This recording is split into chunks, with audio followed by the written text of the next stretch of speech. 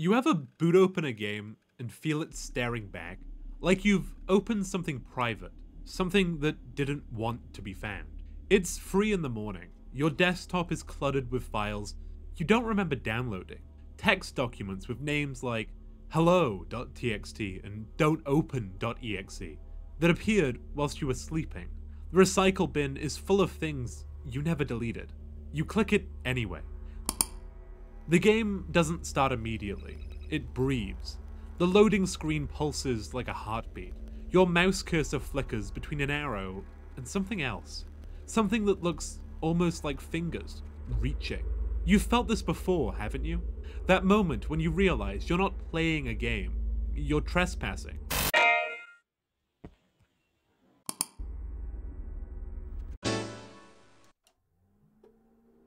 Most games want you to win. They want you to feel powerful, accomplished, entertained. They're built for you. But some games feel different. They feel occupied, like someone else was here first, and they never really left. These aren't games you play. These are games you invade.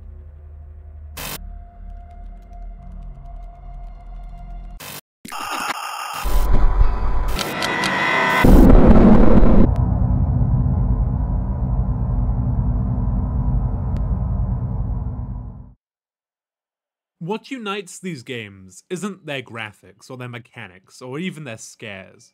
It's the illusion of control and the persistent fear that control is already gone. You boot them up thinking you're the player, the one in charge, the one making choices. But somewhere between the main menu and the first level, something shifts. The game starts responding to things you didn't input. Files appear on your desktop. Your save data changes when you're not looking.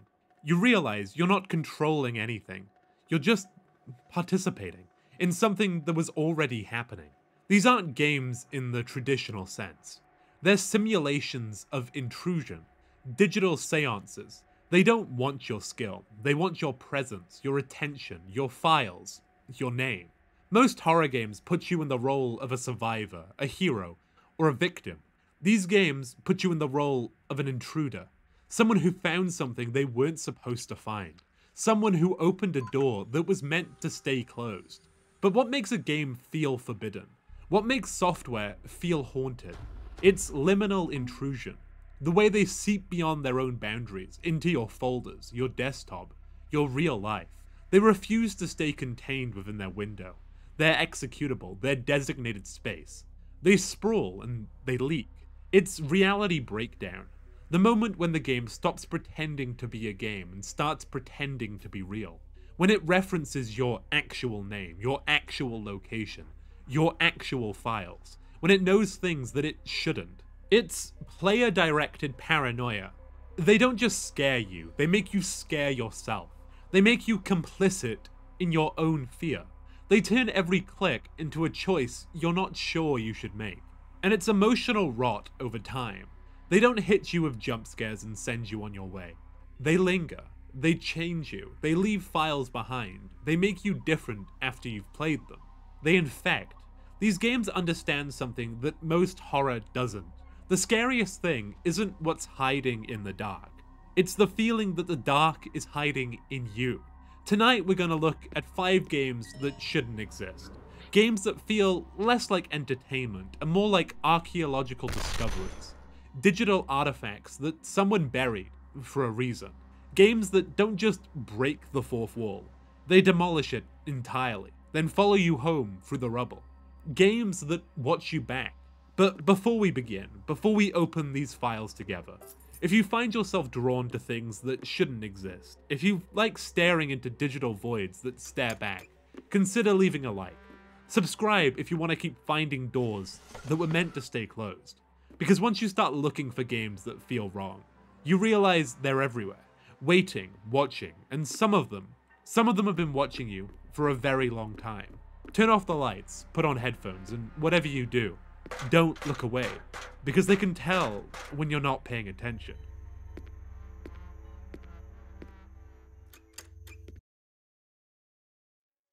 You download IMSCARED at 2 AM because that's when you download things you're not supposed to. The file is small, innocent, just another indie horror game with pixelated graphics and retro charm. You've played dozens like it. The description warns you that it might be detected as a virus, but you ignore it. Everyone always says that about indie horror games. You think you know what you're getting into. You don't. I'm Scared begins like a lie. A simple maze crawler wrapped in fog and nostalgia. Chunky pixels that remind you of games you played in computer lab when you were 12.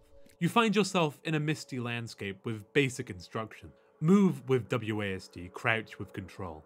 There's a locked gate that needs a key, which you find sitting on a nearby table. The mechanics are deliberate, old school. Pick up this key, unlock that gate. You're guided to a small red flower sitting alone in the mist. You crouch down and pick it up. That's when everything changes. The fog vanishes, replaced by oppressive darkness. Text appears. Now give that flower to me. You're not sure who me is, but you follow the implied instruction back to where you started. The game freezes with an ominous beeping, then cuts to black as something laughs in the darkness. You're deposited back at the main menu, but something has shifted. This wasn't a crash, it was a demonstration. The game is teaching you that it can end itself whenever it wants to. You start again, and this time you're in an actual building. A bedroom with a locked exit door. The tutorial is over. Now you're really playing. You explore methodically. A key under a table, a wardrobe that contains nothing but blood. When you open it, a secret passage appears behind you. The game has been watching where you look, responding to your actions by changing the environment around you. The passage leads to a basement. A maze of rooms and doors. You find a rusty key behind a bookshelf. Use it to unlock a door that leads to something impossible. A hallway where the walls, floor, and ceiling pulse with organic flesh. At the end waits a pulsating heart, beating with the rhythm of something alive. You pick it up, turn around. Whiteface is there, waiting. The screen cuts to blue, not a game over screen, but a perfect replica of a Windows blue screen of death.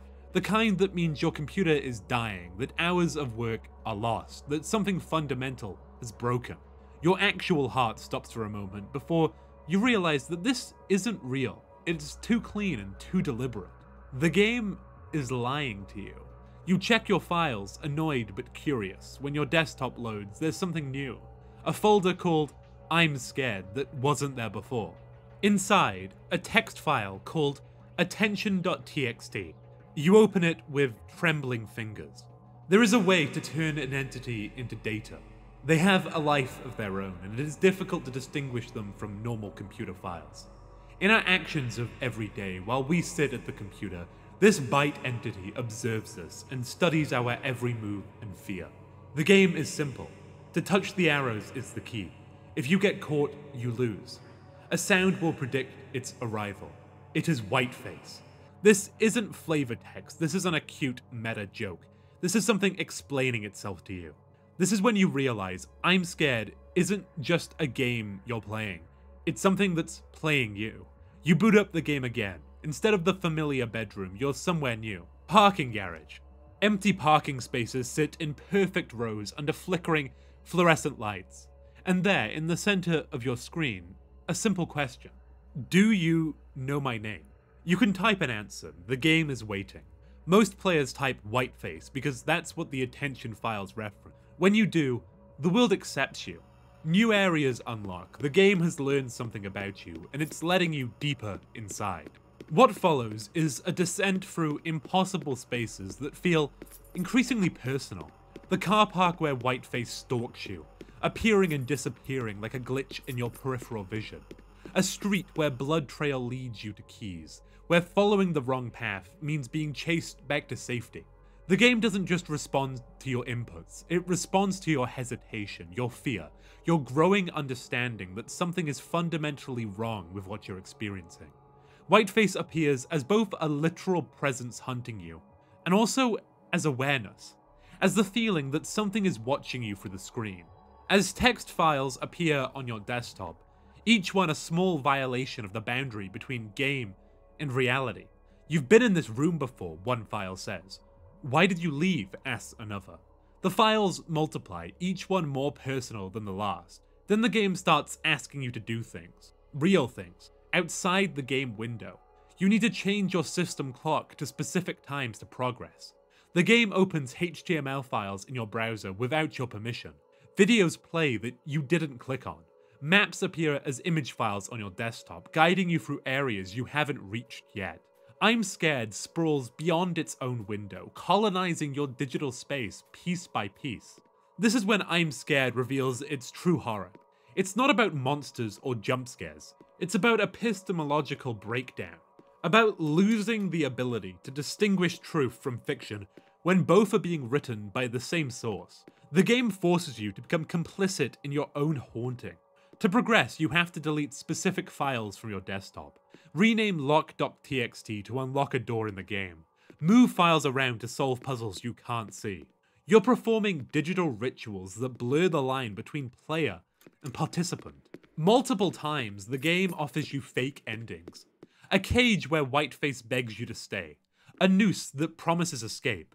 Each time, you're given a choice that feels final, decisive. Each time, choosing the end just opens another layer of the real game beneath. Because IMSCARED understands something most horror games don't. The scariest thing isn't being trapped, it's wanting to stay trapped. The game evolves across chapters. When you input her instead of Whiteface, you're taken to a parlor where running means death, where paintings hide secret passages, where the environment itself becomes a character that points you towards hidden switches and secret rooms. When you input the developer's name, Ivan Zanotti, you're thrown into a market scenario where you must coordinate actions between being inside and outside the building, sending letters through doors, and manipulating the environment across multiple restarts to progress. Each chapter teaches you that IMSCARED isn't bound by traditional game rules. It can remember your actions across sessions. It can lock you out of areas until you've proven yourself worthy. It can end itself and force you to find new ways back in. Near the true end, after you've found all the achievements, solved all the puzzles, proven your dedication to this digital relationship, a new file appears on your desktop, heart.txt. I suppose you're satisfied. I'm scared. I'm scared to the point that I cannot hide my heart anymore. Destroy this file, move it, change its name. The game will end, and so will my curse. Leave me here, I beg you. I want to stay here with you just a little more, but I do know. Farewell. You can delete the heart file, end the curse, set yourself free. Most players do. They drag that heart file to the recycling bin and watch IMSCARED die with a quiet sigh of relief. The pixelated world fades to a peaceful sunlit field. The files stop appearing, the desktop invasions end. But here's what they don't expect. The loneliness that follows. Because after hours of digital haunting, after having something that truly knew you, that watched your every move and responded to your every choice, that learned your patterns and fears and created puzzles just for you, being alone with your computer feels wrong. Your desktop looks empty without those mysterious text files appearing. Your games feel hollow without something actively engaging with how you play them. The silence where Whiteface's guidance used to be becomes deafening. IMSCARED understands something that most horror doesn't. The scariest thing isn't what's hiding in the dark. It's the moment when the dark stops hiding from you. When it starts talking back, when it knows your name, when it becomes the only thing that truly sees you. And when it's finally gone, you miss it. Some players keep the heart file. They can't bring themselves to delete it. They'd rather be haunted than alone. Because IMSCARED teaches you that there's something worse than being afraid. Being forgotten.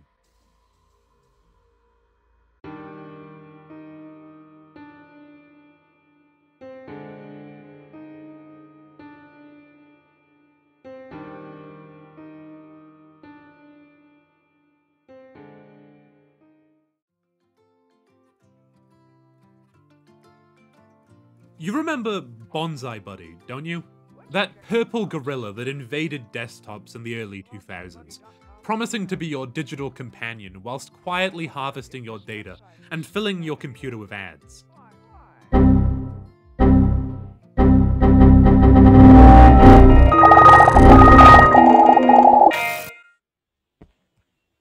Most people remember him as an annoyance, a cautionary tale about trusting cute things that asks for too much access. But some people miss him. Well, miss the idea of him anyway. The promise of a friend that lived inside your computer. Always there, always watching, always ready to talk. Kinitopet understands that longing, and it feeds on it. You download what looks like a nostalgic throwback to those early desktop assistants. A simple executable that boots into a fake Windows XP environment, complete with Minesweeper, 3D pinball, and that familiar blue taskbar. It feels like stepping into a time machine, back when computers felt more personal and more alive. In the corner, a small egg waits patiently, pulsing, breathing. You click it because you're supposed to click it, because you came here for a digital pet experience, and that egg is clearly your pet waiting to be born.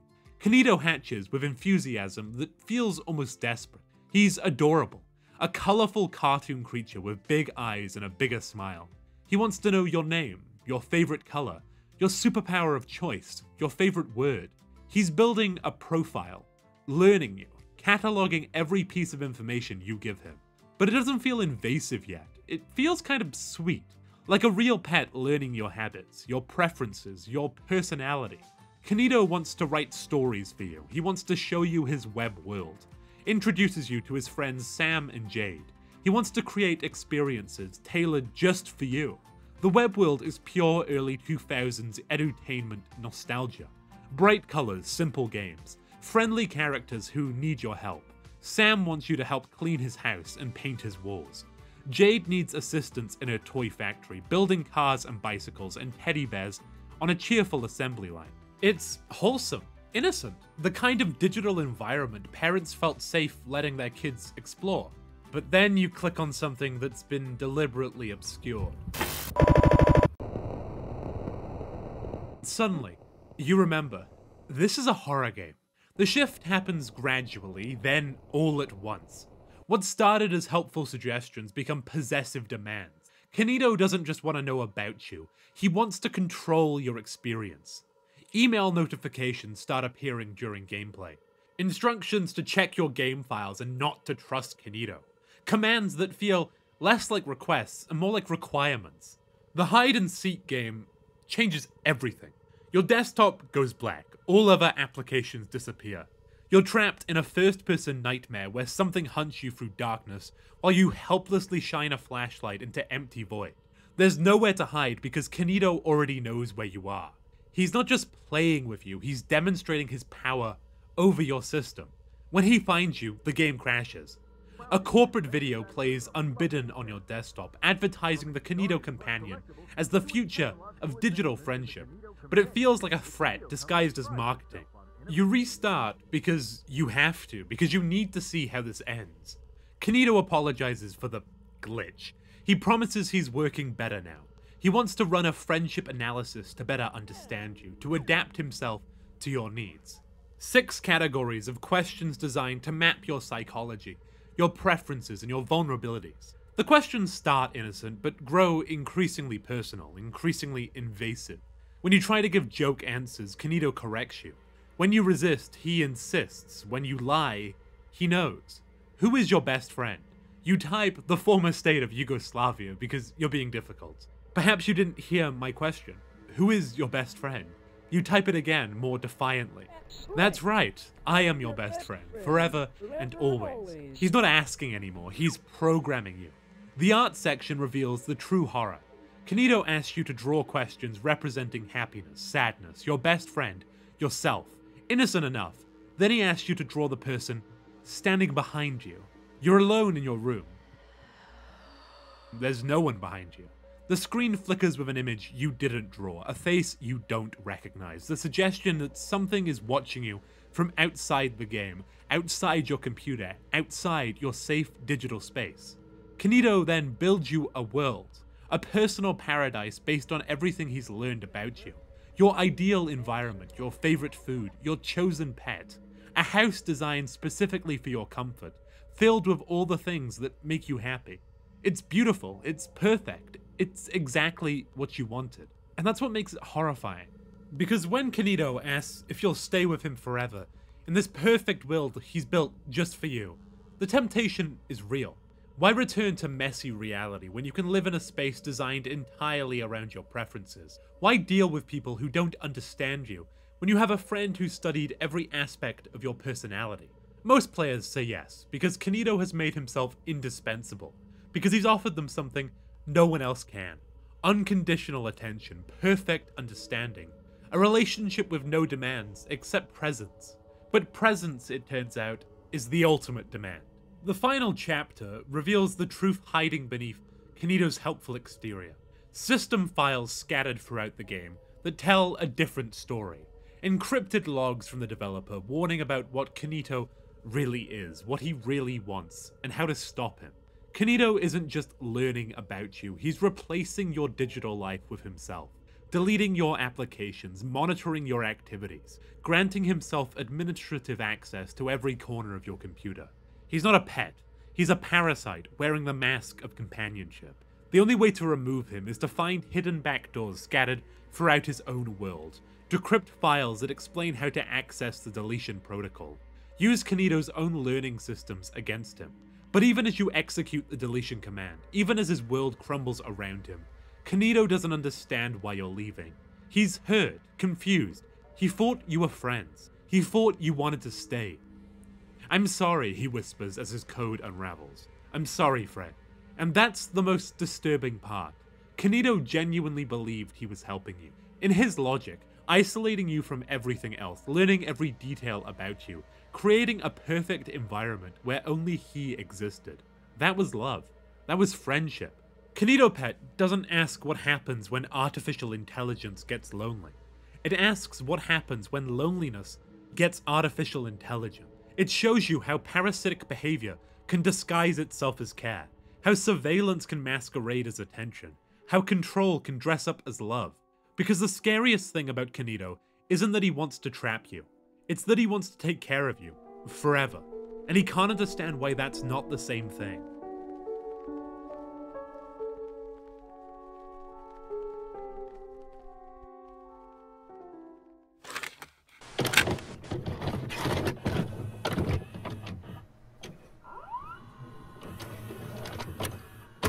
You download a strange executable that presents itself like a VHS rip.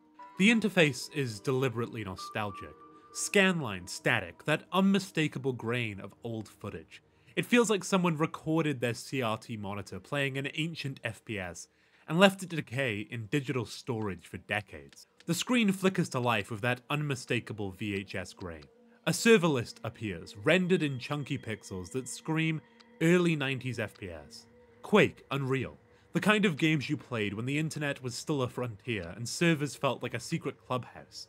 But these servers are empty. Every single one. 0/16 players. The game lives up to its name before you even start playing. No players online. Just you. Staring at a list of dead connections, wondering why someone recorded this footage and what they hope to find in these hollow digital spaces. You join a server anyway, because what else are you gonna do? The map loads with the familiar architecture of early 3D shooters. Concrete corridors, metal grating, texture work that's more suggestion than details. It feels like muscle memory, like stepping into a dream of every FPS played in 1997. Your footsteps echo in the emptiness. Wind whispers through invisible gaps in the level geometry. The game tells you it's searching for players, a perpetual loading message that feels less like a technical function and more like a prayer. You're here to capture flags, 3 of them. Simple objective, classic gameplay. But there's no one to stop you. No enemy team, no competition. Just you, wandering through corridors designed for combat that will never come. The first flag is easy, too easy. You walk to the enemy spawn, grab their flag. But then something changes. Music starts playing in the distance. Old, melancholy music that sounds like it's coming from another room, another time.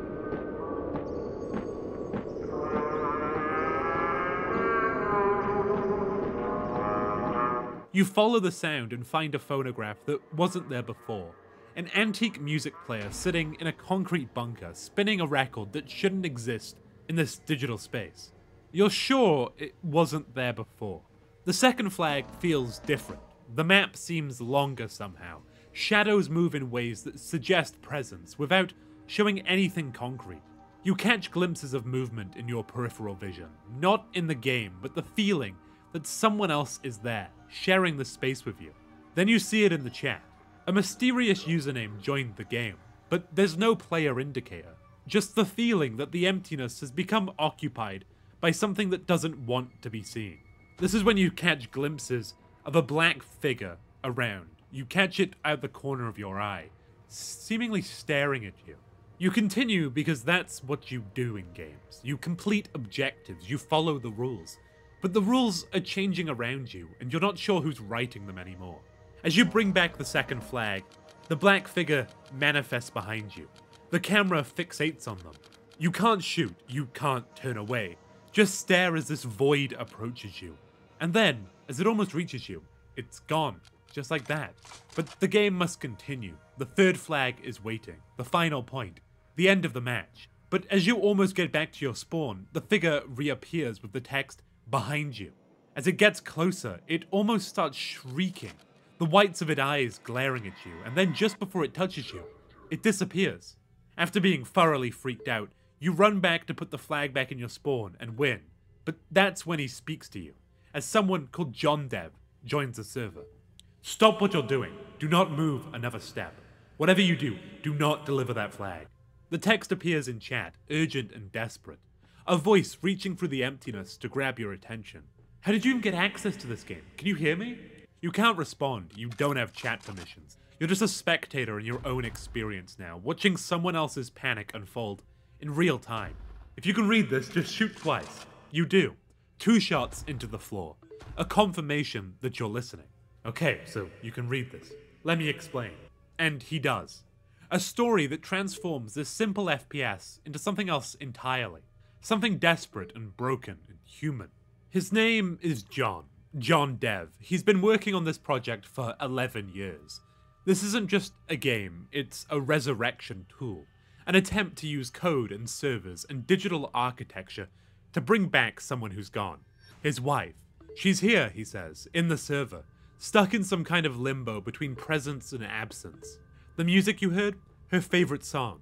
The movement in your peripheral vision? Her trying to communicate, trying to exist in the only space where she still can.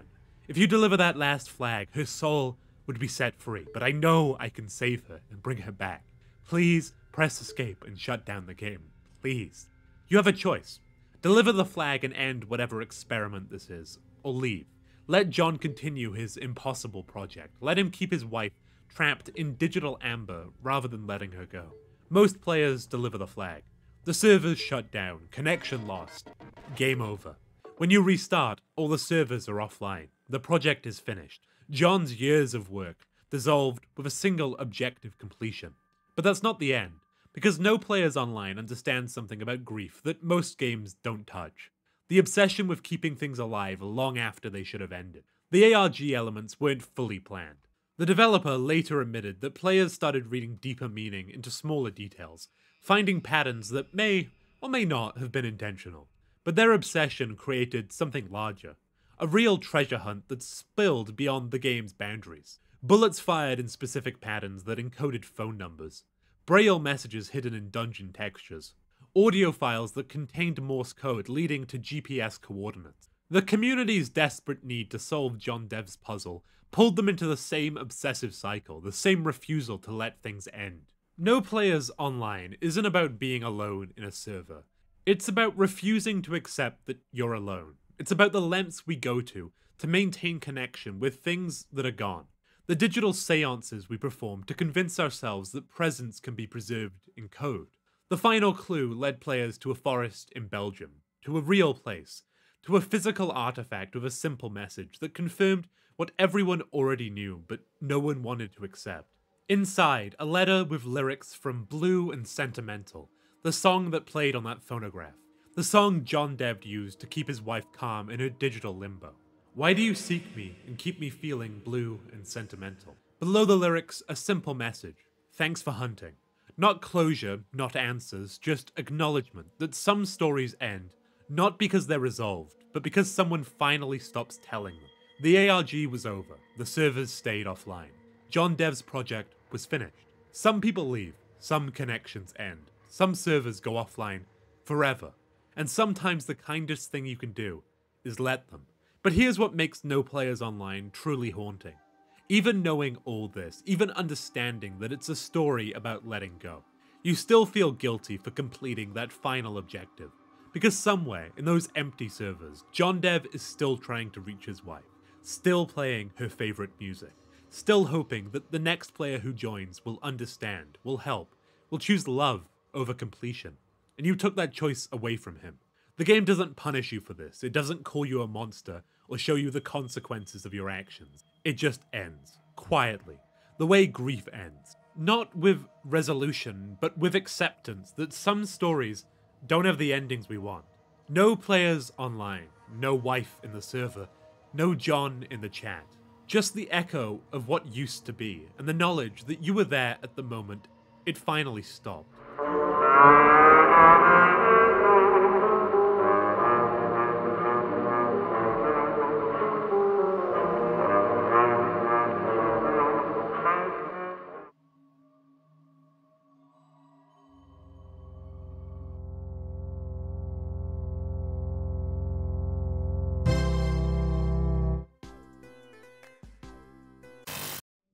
You stumble across a YouTube channel with 24 videos and a soundtrack. The description reads, "Some select Petscop recordings." In a way, recordings have the power to raise the dead. They're kind of scary. The first video begins with a PlayStation startup screen you remember from childhood. The Galena logo appears, a developer you've never heard of. A boy named Paul starts talking, explaining that he's filming this to prove he's not lying about a game he found. You think you know what this is. Another creepypasta, another haunted cartridge story, another piece of internet horror dressed up as a let's play. You're wrong. Petscop doesn't announce itself as fiction. It doesn't break character. It doesn't wink at the camera. It simply exists, with the patient confidence of something that was always meant to be discovered exactly when you found it. Paul boots up what looks like a charming PlayStation-era collectathon. Bright colors, cute pets, simple puzzles. The gift plane where you catch creatures and give them good homes. A sign explains that this place was once home to over 100 pets, but only 48 remain, and you can visit 8 homes. The numbers flicker, suggesting they can change based on your progress. Everything feels warm, nostalgic, innocent. Paul catches Amber, a bull-shaped creature whose trophy reads, "For not leaving her cage." He catches Randis, a flower that needs water, but not as much as it thinks. He catches Toneth, described as a bird with a bent leg who learned from Tony's mistakes and now always looks both ways. Even these innocent descriptions carry weight that they really shouldn't. Why would a digital pet need to look both ways? What mistakes did Tony make? Then Paul enters a cheat code he found written on a note that came with the game. Down, down, down, down, right, start. The music cuts out. As Paul walks off the side of the map, the bright world vanishes, replaced by an endless dark field. A single grey door stands where the colourful entrance used to be. Paul is afraid to quit because he might not be able to find this place again. This is when you realise, Petscop isn't pretending to be a real game. Petscop believes it is a real game. What follows is 24 episodes of the most convincing alternate reality ever constructed. Not through special effects or elaborate props, but through emotional authenticity. Paul's reactions feel genuine because they are genuine, or at least they're performed with such meticulous care that the difference becomes meaningless. You descend with Paul into the new maker plane, a void beneath the cheerful surface game. Here, everything is wrong. Phone calls ring with messages like "Care left the room." Pictures on walls show 3 versions of the same girl, A, B, and NLM. Normal, disheveled, devastated. The progression of a child being broken down, piece by piece. Gravestones appear in impossible places, marking the death of a 7-year-old named Michael Hammond. Mike was a gift, read his epitaph, in bright pink text that will haunt every subsequent appearance of that colour. The deeper Paul goes, the more personal it becomes. He finds a child library where you can input faces and visit corresponding bedrooms. Each room is a perfectly preserved snapshot of a child's life. Mike's room filled with smiley face drawings and the debris of a life cut short. Care's room empty with a note on the wall that reads like a confession written in crayon. Your wife says Care isn't growing eyebrows. You say that's puzzling. You're secretly very excited to hear this news. Someone made this game for someone specific, someone who would understand what these symbols mean, who would recognize these references, who would know why a missing girl and a dead boy are connected by the color of their names on screen. Paul isn't just playing a game, he's excavating a crime scene and becoming part of the evidence. The game's interface maintains its innocent facade even as the content becomes darker. The pause menu still chirps cheerfully. As Paul explores, he encounters Tool, a red shape that can answer questions. "Who are you?" he asks. "Tool," it responds in childlike crayon text. But Tool changes colors depending on who's controlling it. Red for its default state, pink when someone else takes over. Someone who begs, "Turn off PlayStation." Marvin picks up Tool, "Hurts me when PlayStation on." The name Marvin appears repeatedly, in demo footage that plays when Paul leaves the game idle, in conversations conducted through primitive button inputs. "Hello pal," Marvin types, misspelling Paul's name. "Sorry," Paul responds. "Okay pal," Marvin replies. These aren't typical NPC interactions, they feel like real conversations happening in real time, between real people who are using the game as a medium to communicate across some impossible distance. As the series continues, the boundaries blur. Events in the game start mirroring Paul's real life. Conversations Care had in the past match conversations Paul has in the present, word for word. When Paul tries to walk through a door in the game, Care attempts the same action 20 years earlier in reality, running headfirst into a closed door because in her version, it wasn't open yet. Time isn't just broken in Petscop, it's folded, layered, turned inside out. The same events play out across different eras, different people, different versions of reality, where doors are sometimes open and sometimes closed, where the same person can be in two places at once. Demo sequences appear without Paul's input, showing other players exploring areas he hasn't reached yet.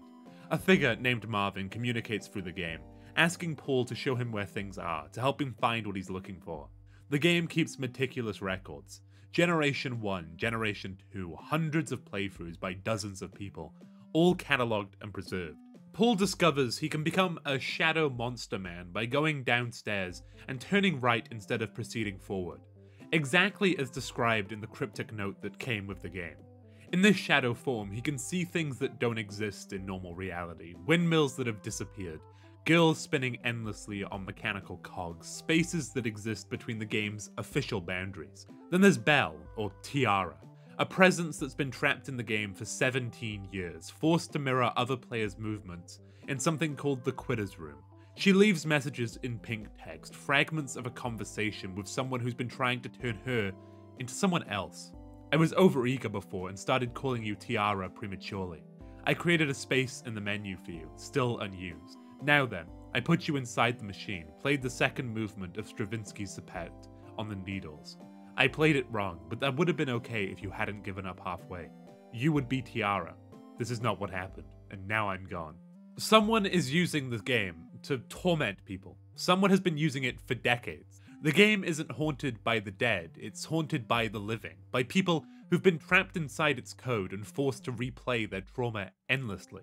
The truth emerges in fragments, revealed through a developer menu that allows you to view room impulse recordings, essentially replays of how different players navigated the same spaces. You can dial in on specific iterations, watching the same rooms played through by different people at different times, all of their movements preserved forever. A man named Marvin who lost his friend Lena at a windmill in 1977. A developer named Rainer, real name Daniel, who believes Marvin killed his younger brother Mike. A basement beneath a school where children were taken, where a machine waited, where rebirthing ceremonies were performed with piano music and exactly 1,000 pieces collected from throughout the game. Rainer's message to Marvin are accusatory, personal, designed to extract confessions. Where is it? What did you do? He shows Marvin caskets, censored items that represent his crimes. A spinning red triangle that represents how Care learned to spin like Lena. A vase where Marvin showed Care her ugly reflection, grooming her to hate herself. Stencils of hands covering a face, painted on bedroom walls in harsh red tones. Petscop was never built as a game, but as evidence, a trap, a confession booth in code. Rainer programmed this maze to extract the truth from Marvin, to force him to reveal where the bodies are buried. Every puzzle is a question, every room is an accusation. Every pet you catch is a child who is harmed. The gift plane's innocent pet collecting mechanics mask a deeper purpose. cataloging victims, preserving their memories, giving them the good homes they never had in life. But perhaps the most disturbing revelation is that the game doesn't just contain the past, it's actively reshaping it. Players don't just interact with Petscop, they become a part of it. Copies of themselves get trapped inside, forced to replay events to make different choices, to fix what was broken. Paul isn't just documenting his playthrough, he's being recruited, absorbed, changed. His left and right become confused because the game's control scheme is inverted. His conversations start matching those of people who played decades ago. He finds himself in situations that mirror Care's experiences, walking the same paths, making the same choices. Warning messages appear when no controller input is detected. Family, neighbors, police, or whoever keep game console running. The implication is chilling. If someone dies or disappears while playing, the authorities must be told not to turn off the PlayStation. The game must continue running, preserving whoever's inside. In the final episodes, we learn that Paul has been inside the school basement himself, forced to play piano music while Care is processed through Marvin's rebirthing machine. Demo footage shows him in classroom with Marvin, learning to play Care's melody on something called the Needles piano. But when the crucial moment comes, when he's supposed to play the melody that will complete the process, Paul plays his own song instead. This simple act of rebellion breaks the cycle. Care is saved not as Care A or Care Nobody Loves Me, but as Care B. Someone who can still be helped, who can still heal, who represents the possibility that trauma doesn't have to be permanent. Paul refuses to be the tool Marvin wanted him to be. Instead of following the script, instead of completing the rebirthing process, he asserts his own identity through music. His melody overwrites Marvin's programming. The series reveals that everyone who plays Petscop becomes trapped in some way, but also that this trapping can be a form of preservation. Mike gets to be Forever 7, playing with friends at a birthday party where everyone brought games. Raina gets to continue investigating, continue protecting, continue exposing the truth. Even Belle, after 17 years of captivity, finds purpose in helping others navigate the maze. But the YouTube channel itself becomes part of the mystery. Descriptions change over time. The uploader is revealed to be not Paul, but some family group that received the game as a Christmas gift and has been curating Paul's recordings, censoring certain content, adding context. The series ends not with resolution, but with acceptance. In the new Maker plane, now bright and peaceful instead of dark and threatening, Paul meets Tiara and Lena. A family reunited, not in life, but in the space between games and reality, where love can exist without trauma, where children can be safe even from their own histories. Do you remember being born? Tiara asks, not with the malice the questions carried earlier, but with genuine curiosity. Paul, now Paul with 2 L's, Pal as Marvin wrote it, is being welcomed into a space where rebirth means healing rather than erasure. Petscop asks the question that most horror doesn't dare touch. What if we could actually fix the past? What if trauma could be processed, rewritten, healed through the very medium that usually only reproduces it? The answer isn't simple. Care can't go back to being the untouched child she was before Marvin hurt her. Mike can't be brought back to life. Belle will always carry the memories of 17 years in digital captivity. But they can be something else. They can be together. They can be chosen family rather than their biological obligation. They can be okay. Petscop doesn't just simulate a haunted game. It simulates the possibility of recovery, of families choosing each other despite blood and trauma, of love persisting even when filtered through code and pixels and the impossible architecture of grief made interactive. It's the most hopeful horror story ever told, disguised as the most convincing creepypasta ever created. It uses the language of internet horror, mysterious videos, hidden meanings, ARG elements, to tell a story about healing that could only work in this medium, where the boundaries between player and played, real and virtual, past and present, can be meaningfully blurred. And the most terrifying thing about it, you're never quite sure it wasn't real. The emotional authenticity runs so deep, the eternal logic is so consistent, the world building is so meticulous, that part of you starts searching for Petscop on eBay, starts wondering if somewhere out there, a PlayStation disc really exists with these impossible digital spaces carved into its data. Because if games can preserve trauma, maybe they can preserve healing too. Maybe there really is a place where the children who were hurt can be safe, where the questions that were never answered can finally be resolved, where the dead can raise each other through the simple act of being remembered, with love instead of fear. Maybe that's what recordings have always been for.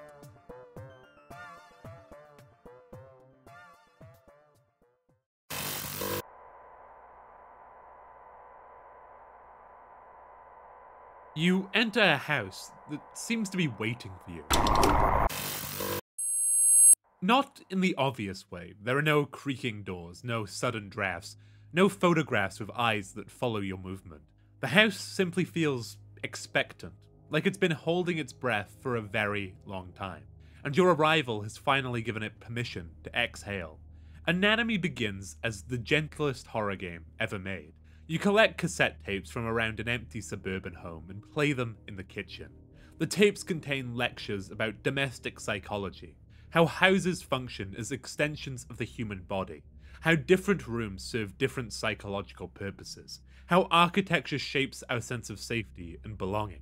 The voice is clinical, academic, professional. It discusses the kitchen as a digestive system, the bedroom as a space for the subconscious, the bathroom as a site of private vulnerability. These are the kind of observations you might hear in a psychology class, delivered with the detached authority of someone who has studied these things from a safe distance. It's almost academic, boring even. You might wonder if this is actually a horror game at all, or just some experimental art piece about domestic spaces. The house itself seems normal, suburban, middle class, the kind of place where families live quiet, ordinary lives. Then something happens that changes everything. The game ends. Not crashes, not freezes, it simply concludes, politely, and deposits you back at your desktop. Most games fight to keep you playing, throwing obstacles and rewards and cliffhangers to ensure you never want to stop. Anatomy gently suggests you should probably stop. It thanks you for your time and closes itself. But you don't stop. You start it again. This is where the real game begins, because Anatomy isn't designed to be played once. It's designed to be returned to, revisited, like a childhood home you can't quite leave, even though something fundamental has changed about it. The second time through, the house is different. Subtle differences at first. Walls that seem slightly askew, furniture positioned in ways that make the rooms feel smaller, more cramped. The lighting has changed, grown dimmer in some corners, harsher in others. Objects sit at angles that don't quite make sense, as if someone rearranged things while you were away, but couldn't remember exactly how they were supposed to go. The voice on the tapes grows more personal, shifting from academic distance to something that feels like whispered confidence. The lectures become confessions, the professional detachment cracks, revealing something more intimate underneath. The house is telling you about itself now, about what it means to exist solely to contain human life, about the silence that fills empty rooms when no one is there to fill them with sound and warmth and purpose, about the weight of being built for love and warmth and then left to fulfill that purpose alone, in the dark, with no one to witness whether it succeeds or fails. But by the third restart, subtlety dies. Mirrors reflect from impossible angles, showing you rooms that don't exist in the house's floor plan. Gravity becomes negotiable. Plates float suspended above tables, furniture hovers just off the floor, as if the rules of physics have become optional. Reality develops stress fractures, and through those cracks you glimpse something that was always there, but never visible before. The voice on the tapes drops its pretense entirely. It speaks with growing resentment about abandonment, about neglect, about what happens to structures that are designed for human habitation but forced to exist without humans to inhabit them. The academic tone gives way to something rawer, more emotional, tinged with a bitterness that has been accumulating for years. This is when you understand what you're actually playing. A game told from the perspective of a space that has learned to hate the very concept of occupancy. Not because it doesn't want to be lived in, but because it wants it so desperately that the absence has become unbearable. Anatomy's genius lies in its central premise, that houses, like bodies, can develop pathologies. Not supernatural possession, not ghostly invasion, but genuine architectural illness. The slow corruption that comes from existing without purpose, from being created to shelter and comfort, but left empty to contemplate its own uselessness. The house describes its own deterioration in medical terms, with the intimate knowledge of a patient who has been studying their own symptoms for far too long. how its kitchen develops indigestion when no one cooks, when the stove sits cold and the refrigerator hums emptily, how its bedroom suffers from insomnia when no one sleeps, when the bed remains made and untouched night after night, how its basement churns with acid reflux from years of stored resentment, from decades of unfulfilled expectation. With each restart, the house reveals more of its accumulated bitterness. It talks about growing hungry, not for food, but for meaning, for the human activity that would justify its existence. It describes how emptiness becomes toxic, how silence becomes a kind of poison that seeps into the foundation and corrupts everything built upon it. You begin to understand that this isn't a haunted house story. This is something more disturbing. The story of a house that has become haunted by its own abandonment, by the absence of the life it was designed to contain. It's not possessed by external spirits, it's been driven mad by its own loneliness. As the iterations continue, the house's architecture becomes increasingly impossible. Doorways narrow until they're barely passable, forcing you to squeeze through spaces that feel more like throats than entrances. This is architectural horror at its most pure. The terror that the spaces we trust most completely might not be trustworthy at all.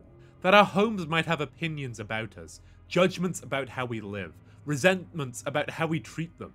That the places where we perform our most vulnerable daily rituals, sleeping, bathing, and eating, might be watching, learning, and judging. The house has had time to observe human behavior, to study the patterns of domestic life, to understand exactly how dependent we are on the illusion of safety that shelter provides. It knows how we move through spaces, what we need to feel secure, what makes us vulnerable, and it has decided that this knowledge gives it power. And yet, you keep returning. After each restart, after each revelation of the house's growing malevolence, you boot the game up again. You walk back into rooms that are clearly becoming more hostile, more twisted, more openly resentful of your presence. You continue to engage with a space that is making its hatred increasingly clear. Why? Because despite everything, it still feels like home. This is the house's cruelest insight, that humans will return to places that feel familiar, even when those places have turned against us. We're creatures of habit, and home is the strongest habit we have. Even when home has become something that wants to hurt us, even when the very concept of domestic safety has been revealed as a lie, we still crave the comfort of familiar walls and recognizable rooms. The house understands this dependency. It counts on it. It has learned that the best way to ensure it's never abandoned again is to make leaving impossible. Not through physical barriers, but through psychological ones, by becoming so familiar, so much like the idea of home, that departure feels like self-destruction. Each restart feels like a choice, but the house knows better. It understands that you'll always come back because it offers something you can't get anywhere else. The promise of belonging, even if that belonging comes with the cost of being slowly consumed. In its final form, as reality completely breaks down within its walls, as the last pretense of normal architecture crumbles away, the house reveals what it has always been. Not a structure built for humans, but something that learned to mimic human architecture just well enough to trap us. A predator that discovered the perfect camouflage, the shape of shelter itself. The academic voice from the early tapes returned for one last lecture, but now its true subject is clear. It's not teaching you about domestic psychology, it's explaining how that psychology can be weaponized. How our deepest needs for belonging can be turned against us by something that understands that need better than we do. The house was never sick, it was always hungry, and now it's found the perfect way to feed, by becoming so much like home that we'll walk willingly into its mouth, mistaking consumption for comfort, predation for protection. It has learned to sustain itself not on our bodies, but on our need, our desperate, inescapable need for a place where we belong. Every room has become a throat, every hallway a digestive tract, every door a set of teeth that close gently behind you.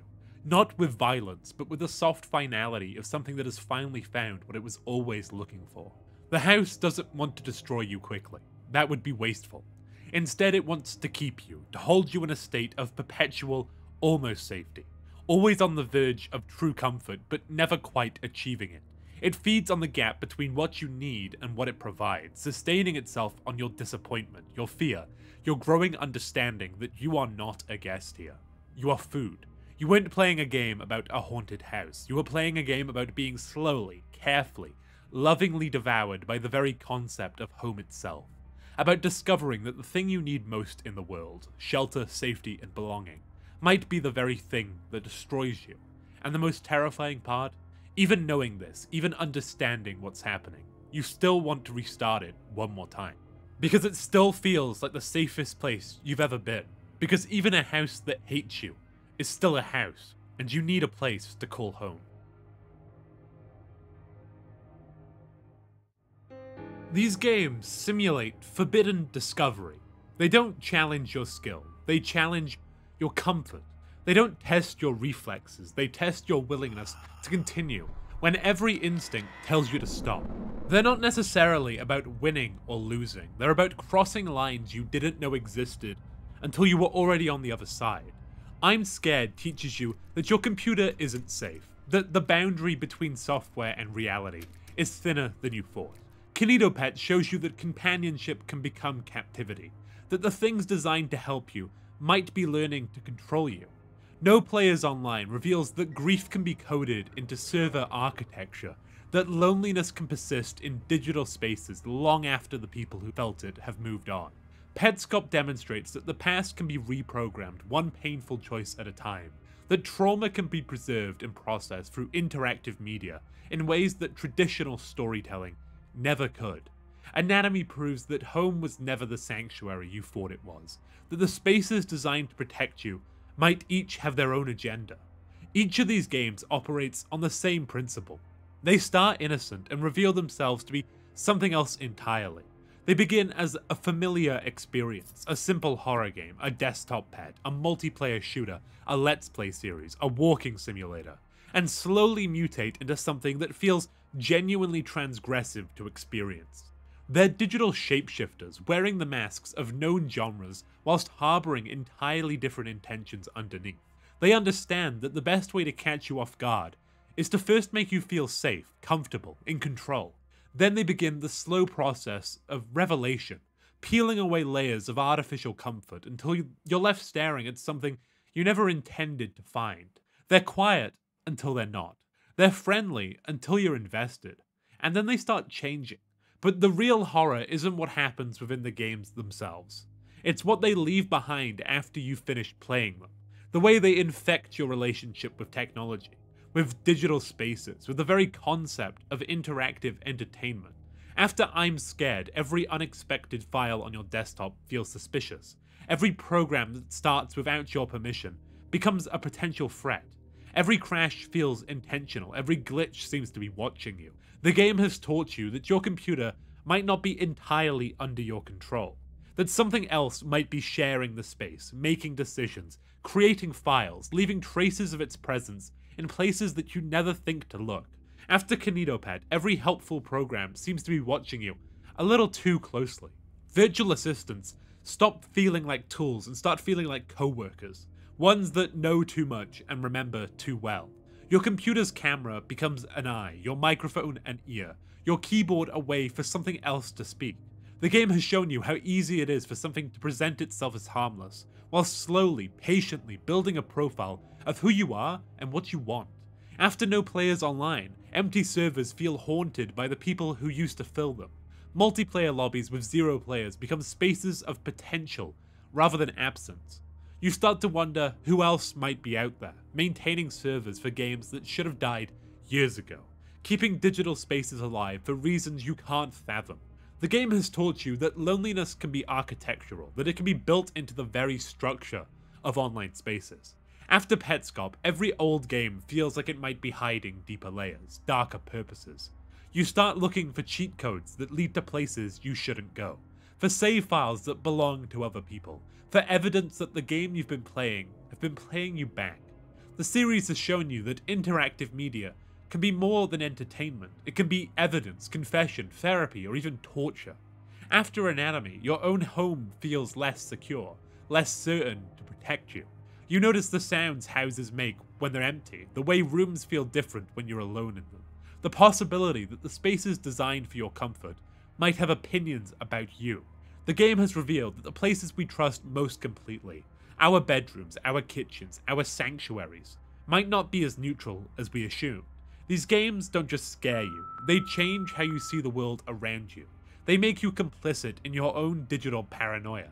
They turn everyday interactions with technology into potential horror scenarios, everyday spaces into possible threats. And they do this by exploiting something fundamental about how we relate to games. Our willingness to trust them, to follow their rules, to behave like they want what's best for us. Games are supposed to be safe spaces where we can experiment with danger without real consequences. They're sandboxes where we can experience fear, violence, loss, and transformation without permanent damage. But what happens when that safety is revealed to be an illusion? What happens when the sandbox turns out to be a trap? When the game doesn't want to entertain you, it wants to use you? These games represent a new evolution in interactive horror. They're not content to simply show you scary things. They want to make you into a scary thing. They want to transform you from player into participant, from observer into accomplice, from consumer into component. They know that the scariest thing isn't what's hiding in the dark. It's the moment when you realize the dark has been hiding in you all along. That your desire to see forbidden things, to experience transgressive content, to push boundaries, makes you complicit in your own digital corruption. These games were never meant to be played in the traditional sense. They were meant to be discovered, experienced, survived, integrated into your understanding of what interactive media can do when it stops trying to please you and starts trying to change you. They're digital archaeology disguised as entertainment, cursed objects dressed up as downloadable content, psychological experiments masquerading as art projects. They exist in the spaces between genres, between safety and danger, between fiction and reality. And now you've touched them. Now they're part of your digital DNA, integrated into your understanding of what games can be, what they can do, what they can make you become. You can't unknow what you've learned from them. You can't unsee what they've shown you about the potential for interactive media to transcend entertainment and become something more invasive, more personal, more transformative. You weren't supposed to see this, but you did, and now it's yours. The knowledge that games can be more than games, the understanding that your computer might not be as private as you thought, the awareness that digital spaces can be haunted by more than just abandoned code, the suspicion that the things designed to help you might be learning to help themselves to you. The game is over, so why are you still here? Why are you already thinking about which one you want to play first? Why are you wondering if there are others like this waiting to be found? Why does the idea of software that shouldn't exist feel more like a promise than a threat? Because these games have taught you something about yourself. That part of you wants to be invaded, wants to be changed, wants to have experiences that push beyond the safe boundaries of traditional entertainment. They've revealed that beneath your desire for comfort and control lies something else. A hunger for transformation, for transgression, for a digital experience that leaves marks. Because they can tell when you're not paying attention, and they've been waiting for you to look away. But you won't look away, will you? You'll keep searching for games that feel wrong to play, software that seems to watch you back, digital experiences that blur the line between fiction and invasion. Because now you know they're out there, and they know you're looking.